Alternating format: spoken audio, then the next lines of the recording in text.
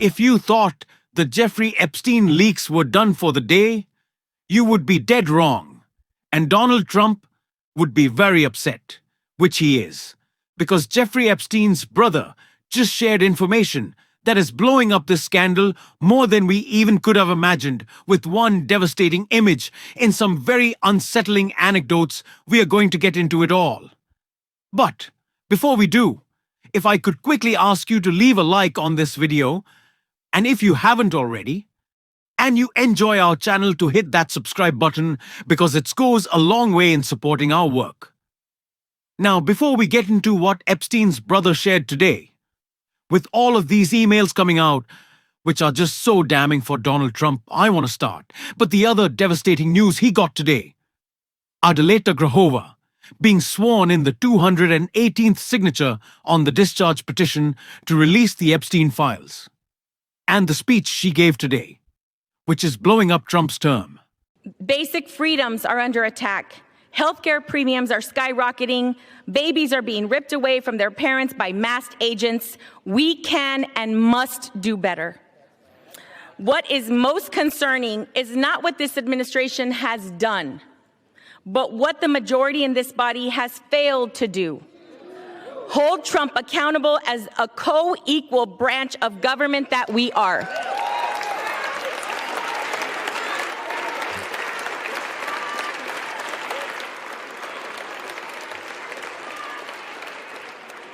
It has been 50 days since the people of Arizona's 7th Congressional District elected me to represent them. 50 days that over 800,000 Arizonans have been left without access to the basic services that every constituent deserves. This is an abuse of power. One individual should not be able to unilaterally obstruct the swearing in of a duly elected member of Congress for political reasons.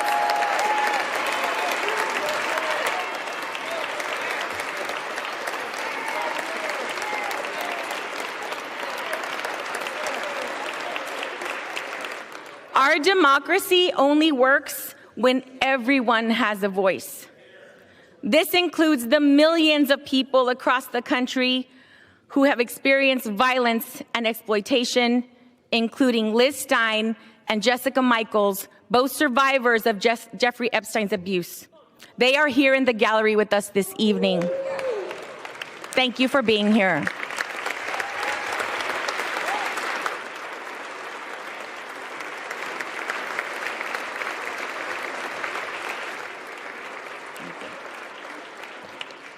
Just this morning, House Democrats released more emails showing that Trump knew more about Epstein's abuses than he previously acknowledged.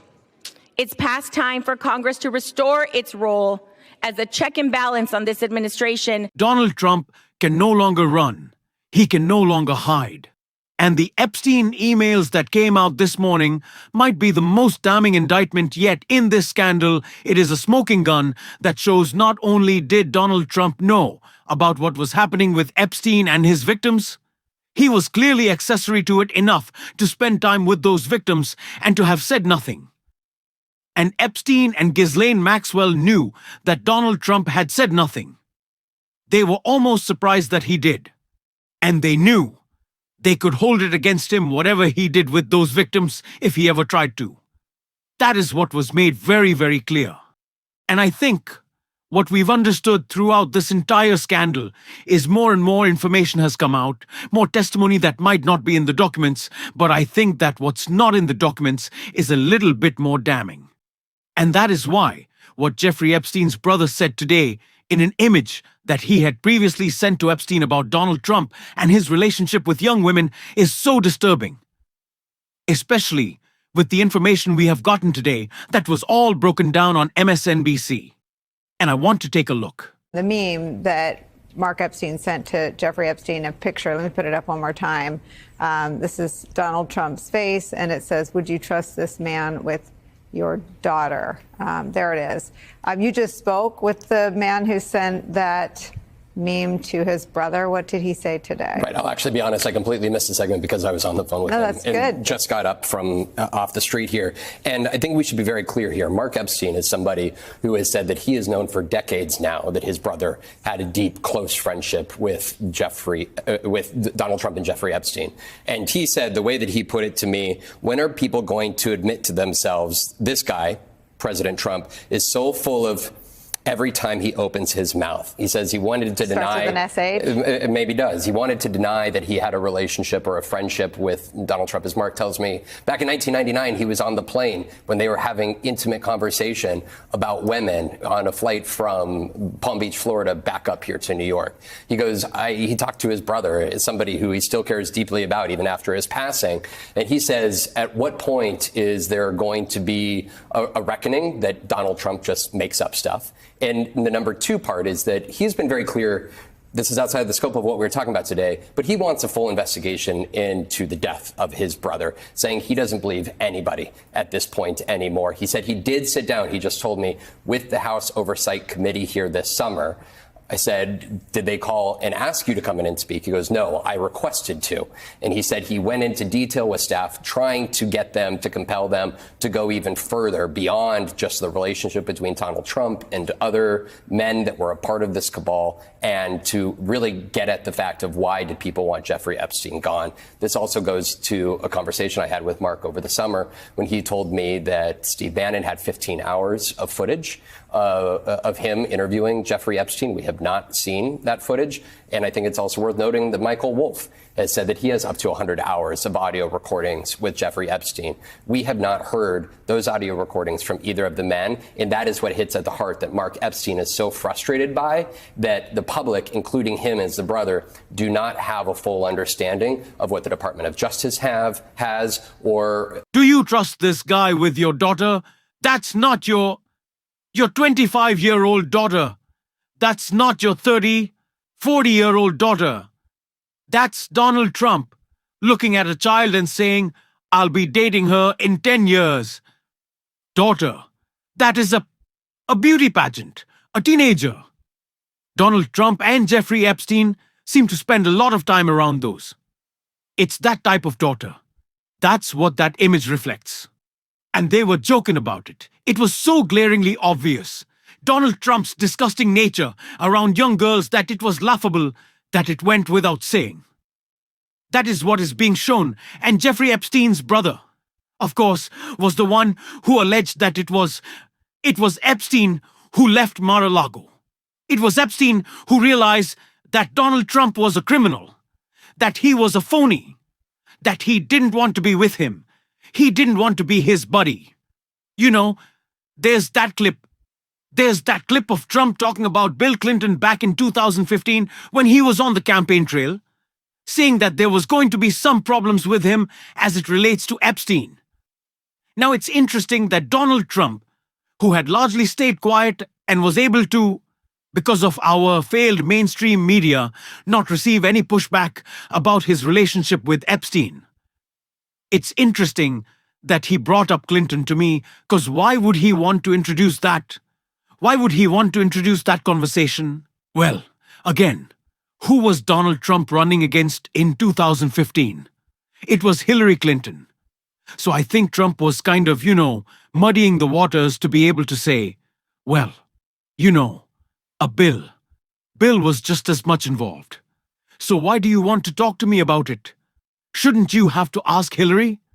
Because people see that clip and they wonder, why would Trump even want to bring it up? Because I think he knew it could become an issue of the campaign. Right? That's what that 2015 email was about between Wolff and between Epstein. It was about how they could potentially hold Epstein's relationship with Donald Trump, the crimes that they committed against him if he became president or if he spoke out against Epstein, right? That's what Michael Wolff was advising of Donald Trump. So it's interesting that he did that. He's been thinking about this for a while, and it's all gotten a lot clearer. And I think what is most important to do right now, of course, is not to stop pressing on this. It is so glaringly obvious that these connections are so widespread. Kash Patel telling us that it was only Epstein. He was the only person involved, nobody else. No other trafficking is the biggest admission yet that this is a broader operation that Trump was certainly involved in. And we need to just keep pushing on that. We have to keep pushing talk about all of this. AOC certainly did not just with Epstein, with the shutdown as well right here. Shows you about what we know about Trump's relationship with Epstein. Well, I think we've been seeing Republicans have been trying to deflect and imply that, even House Speaker Mike Johnson had insinuated a couple months ago that Trump was on some kind of secret mission. I think what these emails demonstrate is precisely why House Republicans have been trying to block the release of the Epstein files for months now. This is no time to let up. And this is a time for Democrats to really tap into independent media. Now, I always say this. If you are independent media that kind of just follows along with what the corporate wing of the party wants, you kind of just do the regular talking points, you stay on message. And there's nothing wrong with uplifting the successes of our party. I think it's great being a part of the fight. But if you are an apologist for Chuck Schumer, if you are not pushing for more progressive candidates, if you're not pushing back on those who take money from the crypto lobby, the oil lobby, the Israel lobby, you're just kind of corporate media, because you're still corporate owned. But this is a great time for Democrats to engage with the independent media that wants to be talking about this. That'll push in the way that the mainstream press won't. I advise every Democrat to do that. Someone like Robert Garcia chairing up oversight right now. My God! Talk about someone who has used independent media to the fullest and supported us almighties. Like 2 times a day at this point. He's been on this show all the time. That is the type of leader that we need. Robert Garcia, hats off to you today. Especially being able to secure these documents. We are gonna keep fighting on this show. We are gonna bring you all the news you need to know. If you want to support that, as always, you can hit that subscribe button. Leave a like on this video. If you stuck around at the end, drop a blue heart in the comments. Keep on fighting, y'all. Don't let him silence you. And until next time, I'll see you soon.